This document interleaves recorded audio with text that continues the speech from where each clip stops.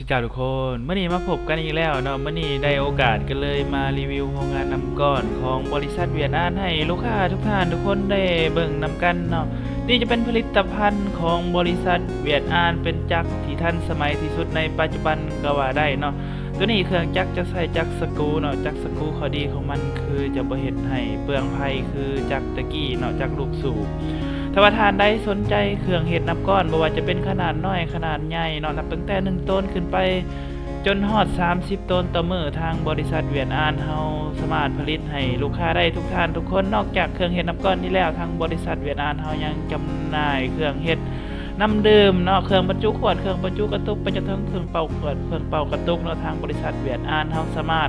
ผลิตให้ลูกค้าได้ถ้าว่าท่านได้สนใจสามารถมาเบิ่งเครื่องได้อยู่ของการบ้านหงสุภาพเมืองไซเศรษฐานครหลวงเวียงจันทน์เนาะหรือว่าท่านได้สนใจสามารถติดต่อสอบถามได้เบอร์โทรเฮาจะปะไว้อยู่ทางหน้าจอ